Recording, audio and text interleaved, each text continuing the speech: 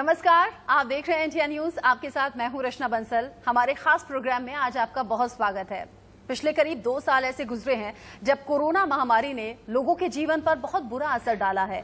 कोविड-19 के बारे में सही और सटीक जानकारी आप तक पहुंचाना जरूरी है, इसीलिए आज हम आए हैं। कोरोना महामारी के दौरान नेगेटिविटी, ऐसे विचार आपके अंदर आ रहे होंगे जो कि स्वाभाविक भी है। मरीज ज्यादा सोचने की वजह से डिप्रेशन का शिकार भी हो रहे हैं और खासकर आपके बच्चे जो लंबे वक्त से घरों में कैद हैं, उनमें अजीब सा चिड़चिड़ापन आ गया है। वो पेरेंट्स के लिए अलग से चैलेंज है। बच्चों को इन सब से बचाना भी है और साथ ही साथ बीमारी से भी बचाना है।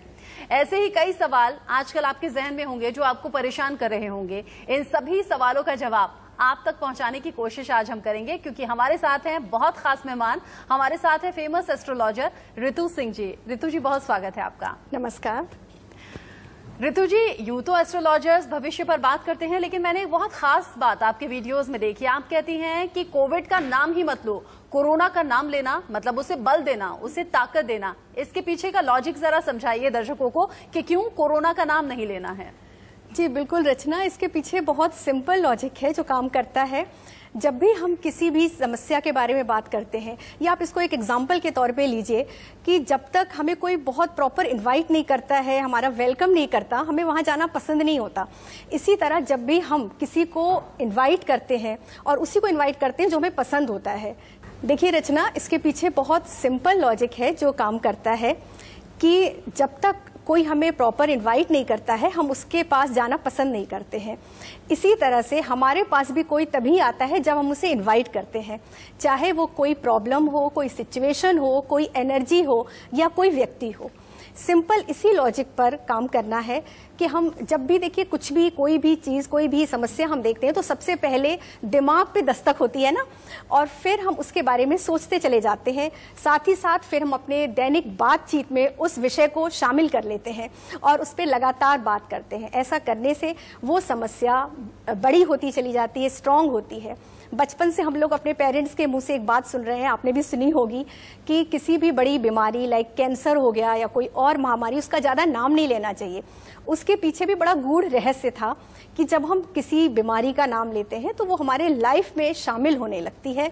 इसी तरह से मेरा बार बार ये कहना है अपने वीडियो के माध्यम से, अपने चैनल्स के माध्यम से, कि जितना हो सके आप इस महामारी को अवॉइड कीजिए। वो बीमारी जिसका नाम नहीं लेते, कोरोना का नाम लेना बहुत आवश्यक नहीं है। हम पूरे टाइम उसके बारे में बात ना करें तो वो धीरे धीरे अपने आप कमजोर होती चली जाएगी। और हमारे, अगर हम देखिए कि हमारे देवी देवता जो हमें ब्लेसिंग्स देते हैं, जब हम उनकी पूजा करते हैं, आराधना करते हैं, हवन करते हैं और उसी के साथ वो इतने मजबूत होते हैं, तभी वो हमें ब्लेसिंग्स दे पाते हैं। ये हम वैदिक काल से ही देखते आ रहे हैं। अगर हम देवी देवताओं की पूजा बंद कर दें तो शायद वो भी हमें ब्लेसिंग्स नहीं दे पाएंगे। ये सिंपल सा लॉजिक है रचना जो इस विषय पे काम करता है। ये आपने बहुत नई बात आज बताई है ऋतु जी, और ये मैं अभी से इम्प्लीमेंट करने वाली हूँ, अपने जानने वालों को भी बताने वाली हूँ कि कोविड का नाम नहीं लेना है, तभी हम कोविड के खात्मे में अपनी अपनी भूमिका निभा पाएंगे। अब बात नेगेटिविटी की भी हो रही है, बहुत ज्यादा प्रतिकूल असर लोगों के जीवन पर पड़ा है। ऋतु जी, कैसे इस नेगेटिविटी से बचें और कैसे वो जो मानसिक तनाव हमें परेशान कर रहा है, उस मानसिक तनाव से लोगों को छुटकारा कैसे मिले? Sorry Rachana, I didn't recognise what is the negativity. Same ये एटीट्यूड आपको अपनाना है। क्या है नेगेटिविटी? बिल्कुल डिलीट कर दीजिए इस वर्ड को। और देखिए रचना, कितनी कैसी बात है कि आपने जो मुझसे क्वेश्चन पूछा, बहुत अच्छा पूछा। आजकल ये है, आप ऐसे भी इसको पूछ सकते थे कि पॉजिटिव कैसे बने या पॉजिटिविटी कैसे लाए लाइफ में, लेकिन आप देखिए कितने अंदर तक नेगेटिविटी हमारे साथ घुस चुकी है कि हम बात ही नकारात्मकता से शुरू करते हैं।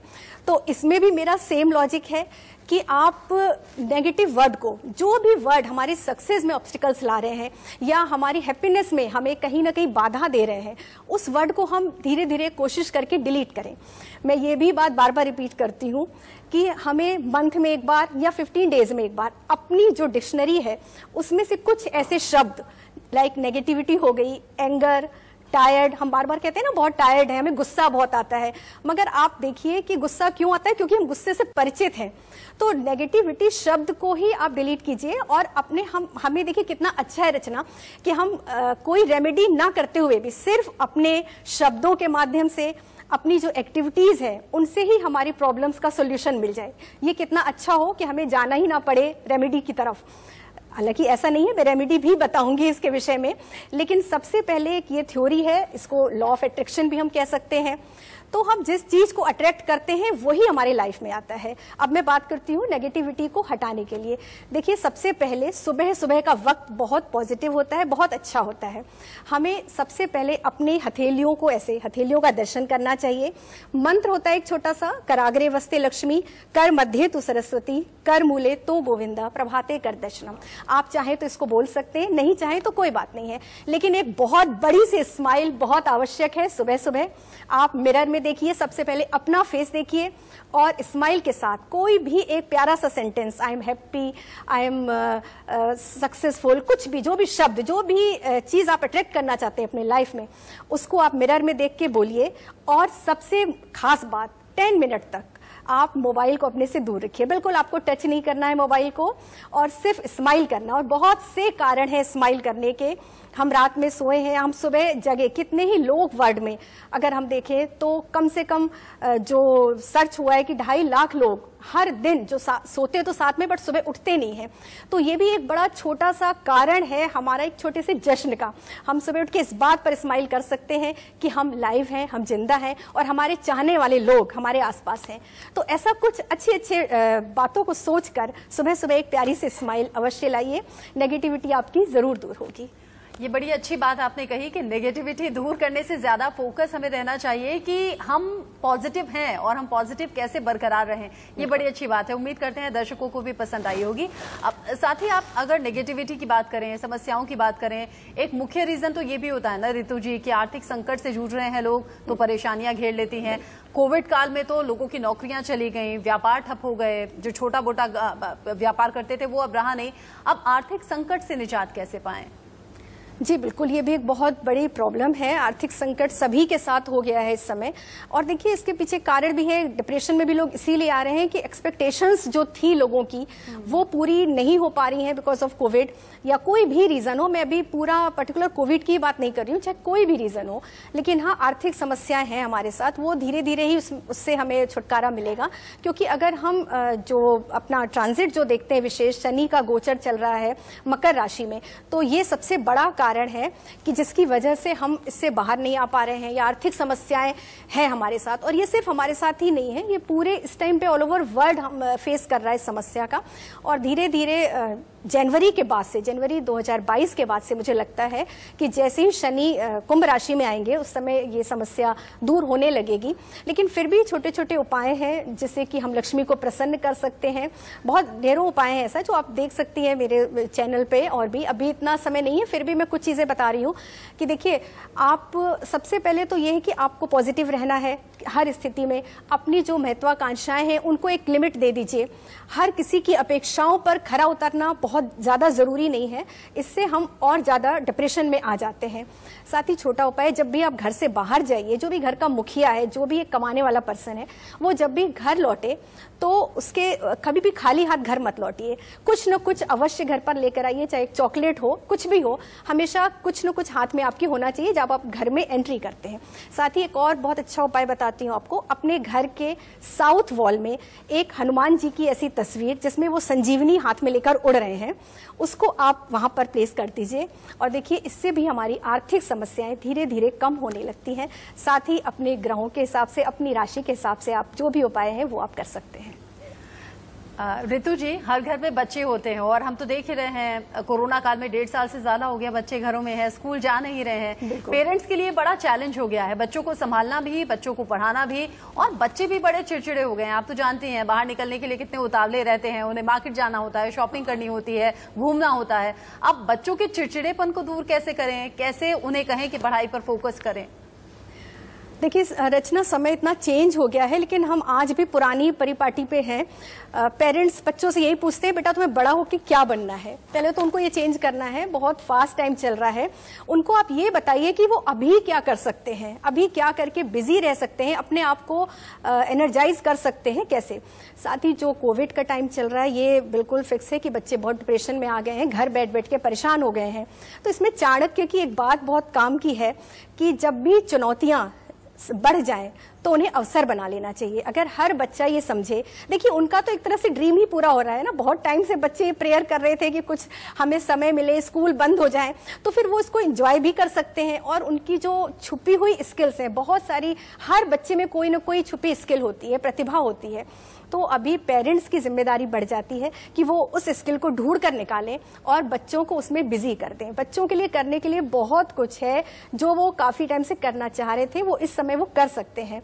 साथ ही और भी बहुत से उपाय, उनको अपना खेलना कूदना या थोड़ा सा जो नेगेटिविटी फैली हुई है जिसकी हम बात करते हैं बार बार बीमारी के बारे में या जो भी अभी हो रहा है समाज में, उससे बच्चों को कोशिश कीजिए कि वो उतना ज़्यादा टीवी ना देखें या फिर सोशल मीडिया पे उन चीज़ों को बहुत ज़्यादा ना देखें। इससे भी बच्चे पॉजिटिव रह सकते हैं। और सबसे बड़ी बात है कि उनकी स्किल को आप इस टाइम पे थोड़ा ध्यान दीजिए और प्रोत्साहित कीजिए। जब भी बात एस्ट्रोलॉजी की होती है ऋतु जी, तो लोगों को बड़ा इंतजार रहता है, मेरी राशि के हिसाब से मेरा जीवन कैसा है, भविष्य कैसा है, उपाय क्या किया जाए। तो जल्दी से एक नजर सारी राशियों पर डाल लेते हैं ताकि हर राशि के जो लोग हैं वो जान सकें कि समय कैसा है, क्या अनुकूल रहेगा, क्या उपाय करना चाहिए। जी बिल्कुल, ये तो बहुत आवश्यक है। बात करते हैं मेष राशि के साथ, शुरुआत करते हैं। मेष राशि वालों को बहुत नए अवसर प्राप्त होंगे और इनको उपाय क्या करना है, इनको हनुमान जी के मंदिर में जाकर हनुमान जी पर चोला चढ़ाना है। 5 मंगलवार ये चोला चढ़ाएं तो इनको इनके अवसरों का लाभ मिल सकता है। वृष राशि में संबंधों को समय और ध्यान देना बहुत आवश्यक है और शिव जी को सफेद रंग का कोई भी फूल अर्पित करें। मिथुन राशि वालों की स्थिति थोड़ी कंफ्यूजन वाली रहेगी, अनिर्णय की स्थिति रहेगी। ये रोज 3 तुलसी के पत्र या तो गणेश जी पे अर्पित करें या फिर डेली उनका सेवन कर सकते हैं। कर्क राशि वालों को अपने आंखों का थोड़ा ध्यान रखना है, साथ ही साथ मित्रों से लाभ हो सकता है। इनके लिए उपाय है, हर पूर्णिमा को ये बताशे किसी भी मंदिर में बताशे बंटवा सकते हैं। सिंह राशि वालों को अपने क्रोध पर बहुत नियंत्रण रखने की आवश्यकता है। कोई नया प्रोजेक्ट इनके हाथ आ सकता है और इनके लिए उपाय है सबसे अच्छा कि अपने मिडिल फिंगर में एक टाइगर आई की रिंग पहने, उससे इनको आत्मबल मिलेगा। कन्या राशि वालों के लिए स्वास्थ्य थोड़ा सा नरम रह सकता है। इनको माँ लक्ष्मी को लाल फूल अर्पित करें धन लाभ के लिए। तुला राशि वालों को कोई नया व्यापार करने का अवसर मिल सकता है, किसी भी नए व्यापार में ये ट्राई कर सकते हैं। शिव जी को गन्ने के रस से अगर ये रुद्राभिषेक करते हैं तो इनको बहुत अच्छा सुफल प्राप्त होगा। वृश्चिक लगन या राशि वालों को कहीं न कहीं से धन लाभ होना निश्चित है। हनुमान जी को गुड़हल का फूल चढ़ाएं, ये मंगल का प्रतीक होता है। धनु राशि वालों के प्रमोशन के योग हैं। भगवान विष्णु और माँ लक्ष्मी को पीले वस्त्र अर्पित करें किसी भी मंदिर में जाकर, तो इनको बहुत अच्छा फल मिलेगा। बात करते हैं मकर राशि वालों को, तो इनको थोड़ा सावधान रहना है, कहीं से इनको धोखा मिल सकता है।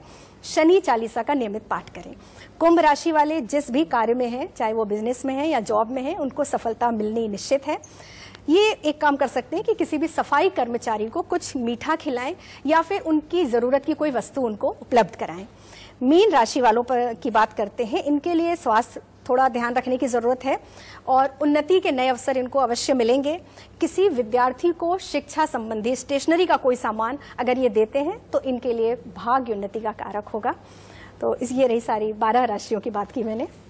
आपने राशियों के हिसाब से ऋतु जी उपाय बता दिया है, लेकिन मेरा एक सवाल है, कई लोग ऐसे होते हैं जिन्हें अपनी राशि नहीं मालूम होती, उन्हें बड़ा कंफ्यूजन रहता है कि हम किस राशि के हैं। कभी डेट ऑफ बर्थ के हिसाब से देखते हैं, कभी नाम के अक्षर की तरफ से देखते हैं। एक ऐसा कोई कॉमन उपाय आप बता सकती हैं जो मौजूदा स्थिति में काम करे, फिर चाहे वो महामारी की बात हो, आर्थिक संकट की बात हो या मानसिक परेशानी की बात हो? देखिए, एक बहुत सिंपल लॉजिक इसमें भी काम करता है। जिनको अपनी जन्मतिथि नहीं पता है या उनको नहीं पता, कंफ्यूज है वो, तो सबसे अच्छा उपाय, देखिए देवता कौन होते हैं? जो देते हैं, जो देवे वो देवता। ये गिव एंड रिटर्न की एक पॉलिसी होती है। हम जो चीज हम चाहते हैं कि हमें मिले वो देना शुरू कर दीजिए तुरंत। अगर आपको लगता है कि आपके रिश्ते अच्छे नहीं है तो आप थोड़ा सा दूसरों के साथ व्यवहार अपना चेंज कीजिए, स्नेह बांटना शुरू कर दीजिए, लोगों के साथ प्यार से बर्ताव कीजिए। आपको लगता है आपको धन की कमी है तो जो भी आप जितना भी कर सकते हैं, किसी भी जो जरूरतमंद है उनकी मदद करना शुरू कर दीजिए। विद्या चाहिए आपको तो आप विद्या बांटना शुरू कर दीजिए। बहुत छोटा सा उपाय है। साथ ही साथ किसी का पेट भरना ये बहुत जरूरी है। अगर आप कोशिश करिए कि चिड़ियों को दाना डालते रहिए, डॉग्स को आप कुछ खिला सकते हैं, बिस्किट वगैरह, गाय को रोटी खिला सकते हैं। ये बहुत छोटे छोटे सिंपल उपाय हैं और इससे हमारे नवग्रह व्यवस्थित रहते हैं। उनकी ब्लेसिंग्स, उनकी पॉजिटिविटी हमको हमेशा मिलती रहती है। बहुत आम बोलचाल की लैंग्वेज में हमारे दर्शकों से बात कर रही हैं, उन्हें समाधान बता रही हैं, सोल्यूशन बता रही हैं, जिंदगी कैसे अच्छी हो सकती है। तो एक बात मेरे भी जहन में आई रितु जी, बहुत मैंने ऐसे फैमिलीज देखी हैं जहां पूजा पाठ बड़ी होती है लेकिन घर में क्लेश रहता है, औरतों को इज्जत नहीं देते, महिलाओं को जो सम्मान मिलना चाहिए वो नहीं देते। आप बाहर तो दान पुण्य करते हैं लेकिन घर में माता पिता को ही दुखी रखते हैं। ऐसे लोगों को भी संदेश जाना बहुत जरूरी है कि जीवन की प्राथमिकताएं समझें, उन्हें कुछ समझाइए। हाँ बिल्कुल रचना, यही बात है। सेम जो मैंने अभी ऑर्गेनाइजेशन की बात की वही हमारे रिश्तों के साथ है। देखिए, मैं हमेशा रेमेडी ना ऐसी ही बताती हूँ जो बहुत इजीली करी जा सके। हम सूर्य ग्रह हमें अगर अच्छा करना है, हमारी कुंडली में नीच का सूर्य है या व्यवस्थित नहीं है, अच्छी पोजीशन में नहीं है, तो हम बहुत तरह के उपाय करते हैं। सूर्य की पूजा करा लेते हैं, लाखों रुपए की पूजा कराते हैं, माणिक पहनते हैं, सब कुछ करते हैं, लेकिन घर में जो हमारे फादर हैं उनको रिस्पेक्ट नहीं दे पाते। उन सबसे ज्यादा प्रभाव, आप चाहे तो कितनी भी बड़ी पूजा करा लीजिए, अगर हम अपने फादर को रिस्पेक्ट नहीं करते तो हमारा सूर्य कभी भी अच्छा नहीं हो सकता। ऐसे हम अगर मदर की रिस्पेक्ट नहीं करते, क्योंकि मदर, चंद्रमा मदर का कारक होता है। हम कहते हैं चंद्रमा मनसो वाचा, तो मन और माँ दोनों का कारक चंद्रमा है। अगर चंद्रमा की पोजीशन अच्छी नहीं, हमेशा बीमार रहेंगे हम। लेकिन दुनिया भर के उपाय कर लेते हैं मगर अपनी मदर को रिस्पेक्ट नहीं दे पाते, उनके साथ समय नहीं बिताते, उनकी ब्लेसिंग्स नहीं लेते हैं। इसी तरह आपने बोला घर की महिलाएं, अगर महिलाओं की इज्जत नहीं करते हैं तो शुक्र, वो ऐसे व्यक्ति चाहे कितने एक बार रिच हो सकते हैं अपने प्रारब्ध की वजह से, लेकिन उनका धन स्टेबल नहीं रहता, उनका धन उनके लिए बहुत फायदेमंद नहीं रहता। हम कहते हैं हमारे पास सारी चीजें हैं, लग्जरी के सारे साधन हैं, लेकिन एक हैप्पीनेस वो मिसिंग रहती है उनके लाइफ में बिकॉज ऑफ वीनस। तो घर की महिलाओं की रिस्पेक्ट करना जरूरी है। बुध को ठीक करना है तो अपने बच्चों के साथ, छोटे भाई बहनों के साथ अच्छा व्यवहार कीजिए। इसी तरह गुरु अच्छा करना है तो बड़े भाई के साथ अच्छा कीजिए। सारे ग्रह हमारे रिश्तों में, हमारी जो आसपास की वस्तुएं हैं, हमारी जो परिस्थिति है उसी में जुड़े हुए हैं, और हम बहुत अपने लाइफस्टाइल में थोड़ा थोड़ा चेंज करके इन सब की पॉजिटिविटी का फायदा उठा सकते हैं। आपने बहुत ही आसान शब्दों में, और मैं उम्मीद करती हूँ जो दर्शक हमारे साथ जुड़े होंगे, इससे आसान तरीके और इससे आसान उपाय जिंदगी के जीने के होंगे नहीं और जिंदगी में सुधार करने के होंगे नहीं। आपने आम बोलचाल की भाषा में बहुत सी चीजें बता दी हैं, बहुत से सबक जिंदगी के दे दिए हैं। उम्मीद करेंगे दर्शक इन सभी बातों को इम्प्लीमेंट करेंगे अपने अपने जीवन में और जिंदगी बेहतर हो जाएगी। रितु जी, स्टूडियो में आने के लिए बहुत बहुत शुक्रिया। ये सही जानकारी हमारे दर्शकों तक पहुंचाने के लिए बहुत बहुत शुक्रिया आपका। हमारे खास प्रोग्राम में आज के लिए बस इतना ही। वक्त छोटे से ब्रेक का है, लौट रहे हैं।